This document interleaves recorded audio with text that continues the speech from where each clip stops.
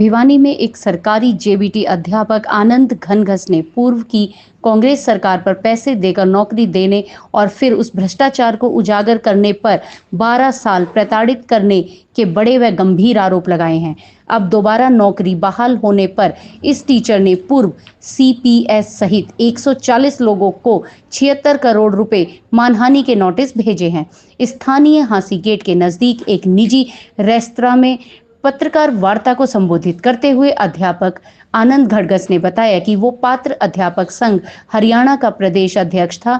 2011 में पूर्व की कांग्रेस सरकार में जेबीटी शिक्षकों की भर्ती निकली तो उन्हें महसूस हुआ कि बिना पैसे दिए नौकरी नहीं मिलेगी। इसके बाद वो बवानीखेड़ा से तत्कालीन विधायक एवं सीपीएस रामकिशन फौजी से मिले, जिन्होंने 5 लाख रुपए लिए। इसके बाद उसे यमुनानगर जिला में ज्वाइन करवाया गया।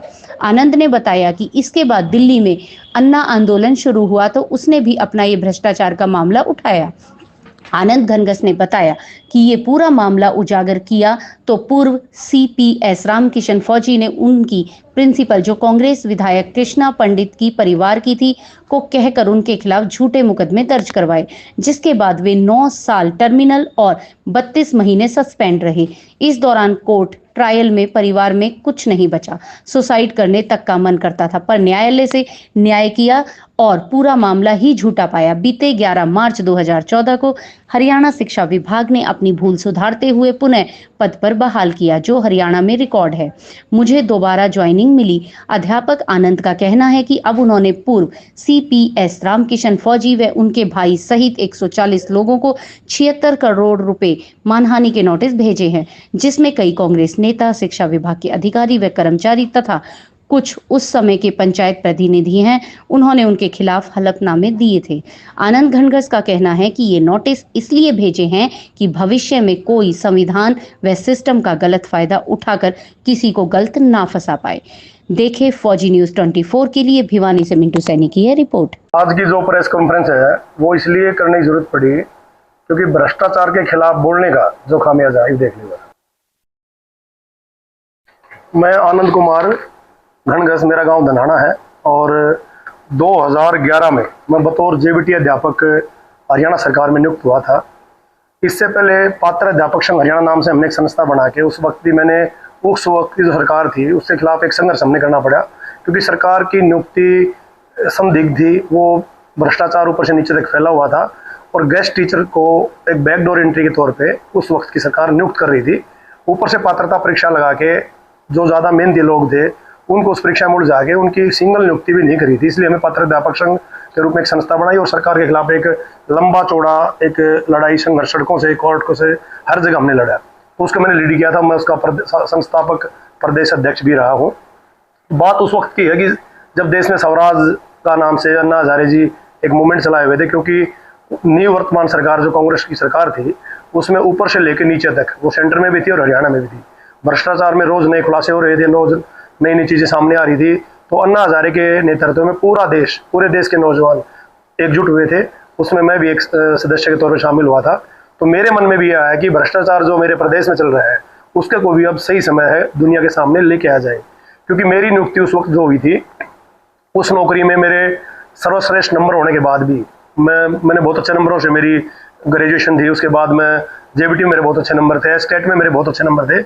उसके बाद भी जब नौकरी का मामला आता था तो सरकार के विधायक, मंत्री, उनके समकक्ष, उनके रिश्तेदार, उनके यारे प्यारे सक्रिय हो जाया करते, तो एक कीमत मार्केट में आ जाती थी। तो उस वक्त मेरी नौकरी के लिए भी मैंने तत्कालीन सीपीएस रामकिशन फौजी को 5 लाख रुपये मजबूरीवश देने पड़े थे, जो उन्होंने मुख्यमंत्री भूपेंद्र सिंह हुड्डा जी के नाम से मेरे से लिए थे। उसने कहा था कि मैं अपने हिस्से के पैसे तो छोड़ रहा हूँ, अगर ये नौकरी कोई और लेता तो मेरा जानकार है, मेरा साथी है, तेरे हल्के में, तो मेरे हल्के के गाँव से आता है, तो 10 लाख रुपये इसकी कीमत थी।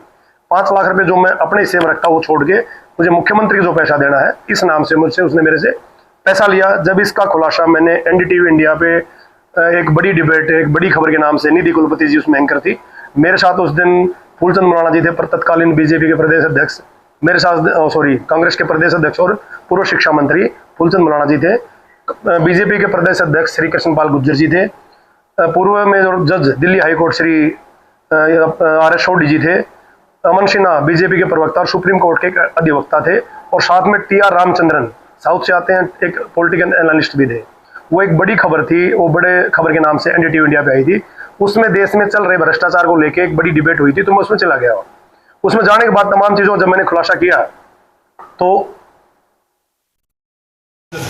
मतलब सेशन जज के सामने अगर कोई भी ऐसी चीज आती है तो उसमें आगे लिखा है इन्होंने, बिफोर सेशन जज the decision of the session जज there on in relation to such person shall be final and no further proceeding by way of revision at the instance of such person shall be entertained by high court और supreme court and hence no revision और appeal is allowed against the revision order of session court. इसमें आगे लिखा further there is no any case is pending against the Anand Kumar JBT teacher, case बंद।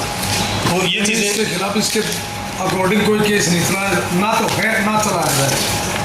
तो ये मील के पत्थर हैं, ये वो चीज़ें जो मिली। ऐसा समय आ गया था दोस्तों, परछाई साथ छोड़ गई थी।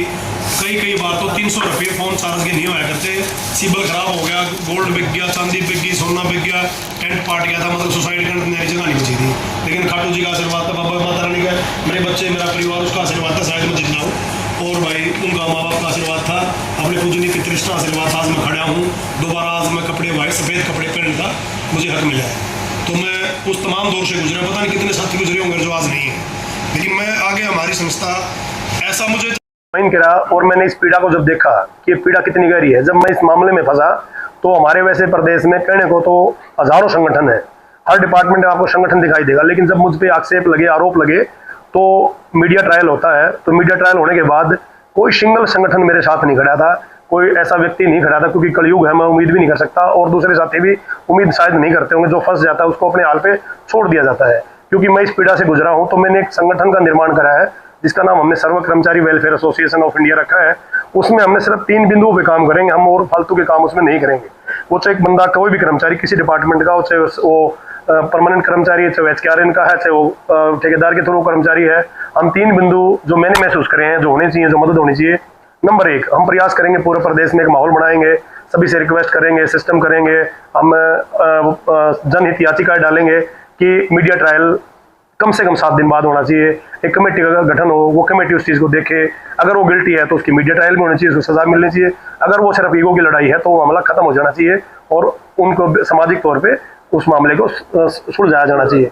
एक पॉइंट हमारा ये है। दूसरा पॉइंट हमारा ये है कि जब कोई कर्मचारी, जब उसकी मृत्यु हो जाती है, तो उसका परिवार सफ़र करता है और उसकी धर्मपत्नी, जिसको बिल्कुल भी कुछ नॉलेज नहीं है कि तेरा ऑफिस कहाँ है, कहाँ से तेरे पैसे मिलेंगे, कहाँ तेरी पॉलिसी मैच्योर होंगी, क्योंकि पुरुष प्रधान समाज है और हमारे मन में एक मानसिकता है कि हम अपनी पत्नियों से पहले नहीं मरेंगे, लेकिन कई बार उल्टा हो जाता है। अब वो पत्नियां सफ़र करती हैं, वो परिवार सफ़र करता है, तो उस ऐसे माहौल में भी हमारा संगठन 51,000 रुपये उस परिवार को, उस बहन को मदद करेगा कि वो हमारे साथी का संस्कार अच्छा हो जाए और उस घर की ज़रूरतें पूरी हो जाएँ। उसकी जिम्मेवारी तब तक दूध की, फीस की, माँ बाप की दवाइयों की हमारा संगठन उठाएगा। जल्दी से कागज़ पूरे कराए जाएंगे ताकि उन्हें किसी तरह की समस्या ना आए और हमारा परिवार वो लगे कि उसका परिवार के अब भी कोई न कोई साथी मौजूद है।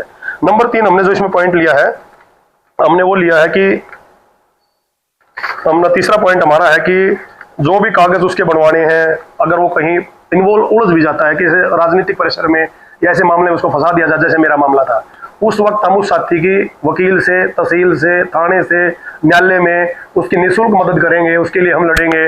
वो हमारा परिवार है।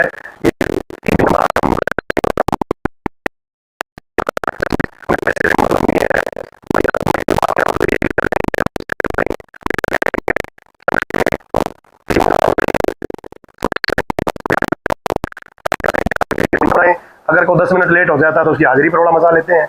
मैं शिक्षा विभाग के खासकर साथियों को कहना चाहता हूँ कि 10 मिनट कोई लेट है तो उसका रिकॉर्ड ना करें। कोई 500-700 को मिड डे मील में 2 रुपये हो जाते हैं, इधर हो जाते हैं, उसको ना फंसाएं झूठा, उस पर आक्षेप ना लगाएं। पिछले दिनों आपने मेवात में एक सुना होगा, एक साथी शिक्षक ने इसलिए आत्महत्या कर ली कि मिड डे मील में कोई मामला उनका उलझ गया था और वो उसने सुसाइड कर लिया। तो ऐसे कितने लोग सुसाइड कर जाते हैं। कम से कम उस परिवारों को देखें, उनके पेट पे लात ना मारें। वो वकीलों से सीख सकते हैं, वो रोडवेज वालों से सीख सकते हैं, वो मीडिया दूसरे साथियों से सीख सकते हैं कि संगठन कैसे करते हैं। और जहाँ संगठित रहोगे तो इज्जत बचेगी। और हमारा संगठन एक और भी काम करेगा कि हम स्ट्राइक में भाग नहीं लेंगे, इसका हम भरोसा ना हम उनके साथ है। हम समाज के खिलाफ नहीं जाए, उनके साथ नहीं है। अगर कोई इशूज ऐसे हैं जो उलझे हुए हैं, हम आदरणीय CM साहब कह के, सरकार को कह के, मध्यस्थता करके उनको सुलझाने का काम करेंगे। हम स्ट्राइक के खिलाफ हैं, हम आंदोलन के खिलाफ हैं, हम अपने काम पे भरोसा करते हैं। काम करिए, समाज को सही करिए। समाज और सरकार हमारा अभिन्न अंग है, हमारे अंदर से विधायक बनते हैं, हमारे अंदर से ही हमारे परिवार के लोग आसपास रहते हैं। तो हम ना किसी प्रमोशन की सिफारिश करेंगे, ना हम बदली की सिफारिश करेंगे। और मैं वर्तमान सरकार की भी कुछ दो बातें मैं कहना चाहता हूँ कि जो माहौल कांग्रेस ने इसमें देश में बना रखा था, नौकरियां बेची जाया करती, सरेआम बेची जाया करती, लोग पढ़ते थे फिर पैसे का प्रबंध करते थे। अब 2014 में जैसी सरकार बदली है तो मैं इस देश के प्रधानमंत्री यशस्वी प्रधान नरेंद्र मोदी जी को भी धन्यवाद करना चाहता हूँ कि उन्होंने एक नीति को लेके आए। फिर मैं नायब सैनी जी का भी धन्यवाद करना चाहता हूँ। अब वो नीति लगातार जारी है कि जो मेरिट में आएगा, जो मेहनत करेगा, उसका हक नहीं खाया जाएगा। तो हमारा संगठन, मैं खुद अपने इस बात के लिए मैं यशस्वी मुख्यमंत्री हमारे प्रदेश के श्री नायब सैनी जी का भी धन्यवाद करता हूँ और नरेंद्र मोदी जी का भी, हमारे प्रधानमंत्री का धन्यवाद करता हूँ कि वो ऐसी नीति लेके आए कि आज गरीब का बच्चा भी HCS लग सकता है, जज लग सकता है, अध्यापक लग सकता है। अब वो उन्होंने कंपटीशन की भावना पैदा करी, वो मेरिट पे उन्होंने उसका चयन करना शुरू करा। जिस प्रकार चाणक्य ने चंद्रगुप्त को मेरिट में एक राजा बना दिया था, उसी नीति को फॉलो करके आया। तो इसके लिए हम भारतीय जनता पार्टी की तमाम जो नीति बनाने वाली कार्यकारिणी है, प्रधानमंत्री जी का और मुख्यमंत्री जी का भी हम धन्यवाद करते हैं। और एक मैं मांग करूंगा भारतीय जनता पार्टी से, मुख्यमंत्री जी से, प्रधानमंत्री से कि 2005 से 2010 में जितनी भी भर्तियां प्रदेश में भूपेंद्र हुड्डा जी के नेतृत्व में हुई हैं और उन तमाम भर्तियों की जांच कराई जाए और उन लोगों को मजबूर किया गया होगा पैसे देने के लिए। अगर वो गलतियां उन लोगों की नहीं है, उनको ऐसा माहौल बना के मजबूर कराया गया, तो मुख्यमंत्री समेत तमाम जो शामिल उस वक्त के अधिकारी, कर्मचारी, मंत्री, उनको कटघरे में खड़ा करने का